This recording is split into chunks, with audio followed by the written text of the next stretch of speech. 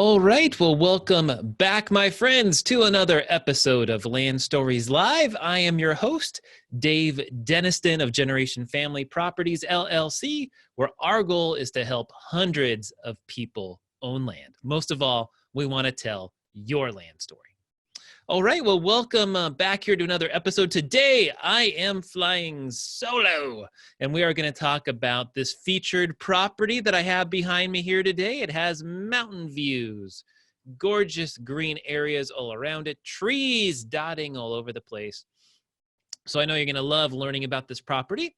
And of course, you know that when I fly solo, that means I have an awesome bad dad joke. So hang on to your seats for that. And then right after that today, I am going to talk about the biggest and most expensive mistake that we made recently when we bought a property, and then what you can learn from that. So stay tuned. All right, now on to the bad dad jokes. Bad dad joke number one. What do you call a fake noodle? What do you call a fake noodle? An impasta. An impasta. Bad dad joke number two. Why was the big cat disqualified from the race? Why was the big cat disqualified from the race? Because it was a cheetah. It was a cheetah. Oh, man. I hope I amuse you as much as I amuse myself. So anyhow, what I want to talk about today, as we get into the educational portion of this segment, is the biggest mistake that we made recently. As a matter of fact, it is an expensive mistake. And we've talked a lot about in this podcast, number one, to verify, how can you know that something is not a scam? So we've talked about that in episode 7. Make sure to refer to that if you want to learn more about how you can avoid scams with land. We talked about last episode, how we buy land and how we go through the process. Chrissy and I discussed with you how we go through that process. We talked about in a blog post how we make a land deal and make sure everything's legal. And so we've talked about all of these things. And honestly, sometimes we make mistakes. So what happened with this particular mistake is back in May, we agreed to buy a property out in Navajo County, Arizona. We got everything together. We found out in this particular case that there were 2 owners on the property. One was the wife who was communicating with us, and the second was her husband, who was deceased all the way back in 1990. So dude has been dead for like 30 years. And so we're talking to this lady, and we say, okay, we have to be able to check the deed. And so she sends us eventually a copy of the deed. And the reason this is important is because we want to verify that since he's passed away, how is the property titled? And there's different ways that this happens. One way that can happen is someone is just joint tenants. And when someone is joint tenants, that's another thing called tenants in common. And what that means is that the half of the one person does not automatically pass on to the other. Whereas joint tenants with rights of survivorship, JTWROS, is where the land just easily passes right to the other person. In the first one, you have to go through probate if it's just tenants in common or joint tenants. If it's joint tenants with rights of survivorship, you can avoid probate and just send the copy of the death certificate to the county and get the person that has deceased off of the title, and then we buy the land from the remaining person who's now just in their name. So we get a copy of the deed, and it turns out in this particular case that it was held as joint tenants with rights of survivorship. So that looks good. We don't have to go through probate and have the lady, hey, you're not going to be able to just sell it to us for $1,000. Now you have to pay $1,500 or $2,000 to have it go through probate. She sends us a copy of the death certificate as well. Now we call the county. The county says, oh, this is tenants in common. And we say, oh, no, look right here. It's joint tenants with rights of survivorship. Now this deed was done all the way back in the 60s. So this deed was done like 60 years ago. I mean, long time ago. And the county does not keep the filings electronically for anything past 1995, I think it is. So for the last 20 plus years, approximately, you can go ahead and you can look right on the county website to find stuff. But since this was back in 1960, they literally have boxes stored away in a storage container, and they're not going to get a copy of the deed. Well, we get a copy of the deed, we get a copy of the death certificate. And at the time, I was actually transitioning between assistants. So I had one assistant that was about to open up another business with her husband, and I was training in another one at the time. And during this time, I also had a vacation with my wife, a mission trip out to China. And so in the midst of all this transitionings going on, we got the deed signed from the person. We filed the deed with the county, right? So now we have gotten ownership of this property. She signed it over to us. We paid her, sent the check, and got it done. I think everything's hunky-dory.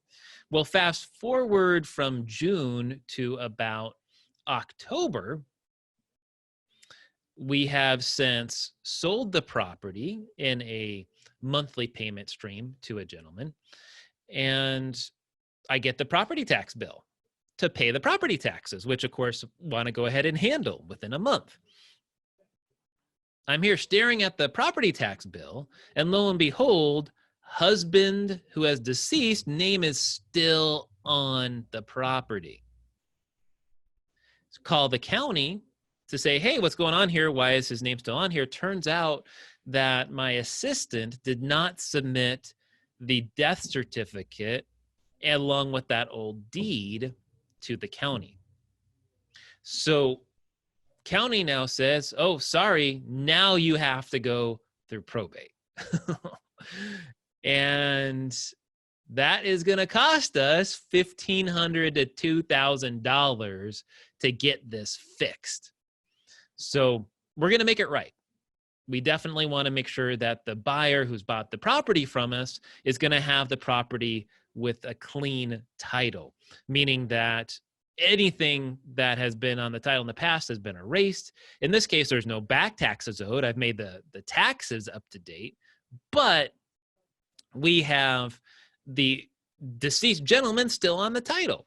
So we had to contact the county to get a list of people they recommend. We call around a few people, and one gentleman was particularly responsive, and we're going to end up going through him. So we're going to make it right. We do make mistakes, but this is going to be a very expensive mistake. We bought this property, I think, for $800, and the probate is going to cost us $1,500 to $2,000. So we're paying more than 2 times what we actually bought this stinking property for. So it is what it is. And if we ever get in these situations with someone, just know that we certainly are not prone to be mistake-free. Mistakes like these do happen, but know that we are going to take care of you. We are going to make sure that we correct this mistake on a go-forward basis so that you do have the property in clean title. So that's the kind of things that we can run into from time to time, and we're not immune from them, but again, we'll make it right. All right, so that is the educational portion of the meeting today. Now I want to share with you a beautiful property that I have here behind me.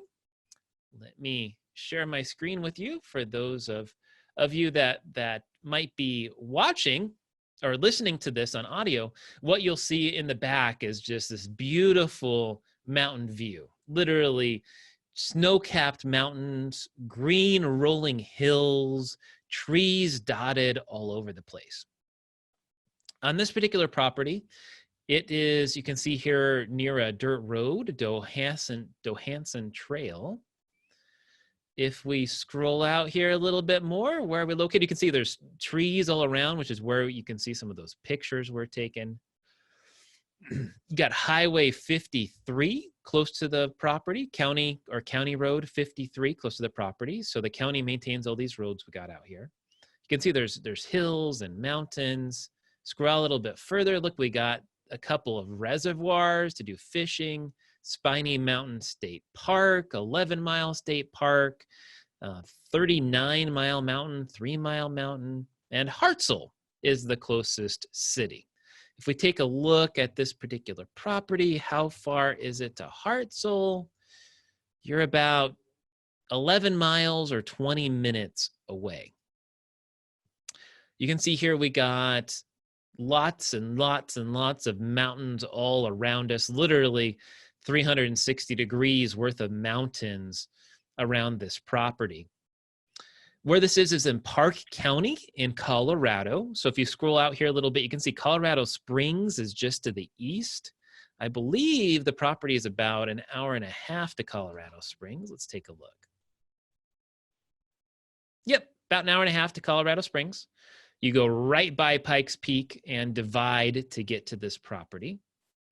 If you go a little further north to the northwest, you got Fairplay, Como, Jefferson on the way to Denver and Centennial and that area.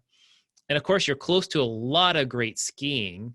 Breckenridge is just right here. Leadville up over this way. You got a little further north, Hot Sulphur Springs and Eagle. So skiers, this is a great place for you if you want to get away. There's lots of 14ers. The Sangre de Cristo mountain range is all close here. And what I love about this particular area is you're close enough to a metropolitan area like Colorado Springs where you could get there easily. You're not 3 or 4 hours away like some other properties that we have. It's also very relatively lower priced.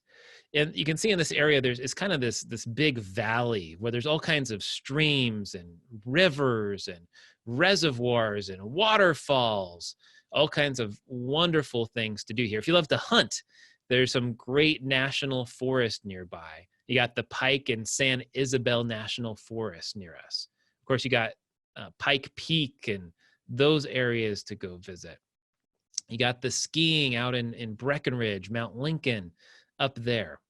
285 takes you to Denver, 24 takes you out to Colorado Springs. As a matter of fact, we do have a blog post on 3 things that you can do in Park County, which the top 3 things we recommend is Kenosha Pass, which it's a 10,000-foot pass, mountain pass. You'll see wildflowers changing colors, lots of aspen trees out there, some really nice hikes you can do out in Kenosha Pass. Of course, you got the Pike National Forest we were just talking about, which the Pike National Forest, my friends, is 1 million acres. 1 million acres of wilderness. Lots of trails, like the Lumber Grove Trail is a great trail to go check out. And then you got Montgomery Reserve, which isn't too far from this property. There is a great waterfall out there in Montgomery Reservoir. And make sure to bring your fishing rods because there is some really nice fishing trout out there. Trout fishing, I should say, out there. And on top of all of that, what's cool is there are some abandoned mines out here. So there's an abandoned gold mine. There's Magnolia Mill. So some really fun stuff you can go out and do out in Park County. Now, let me show you some more pictures of this property. Again, you have these rolling hills. You can see there's a few people here and there, but not a lot. You can see there's a road right up here to the property. There's a street sign you can see there. Got some little bit of an incline going up here where you can have those gorgeous views from. Just look at all these snow-capped mountains all around you. The nice thing about this area compared to a lot of other areas is in Park County here, things are pretty grassy. So you're not looking at some of the desert shrubs that some people don't like very much. So I highly recommend it for that reason. Easy to build on. Again, lots of trees in the area. If you want to have some more trees on this property, you definitely could plant them. So many people say, oh gosh, I want to have trees. And the answer there is treed properties are more expensive.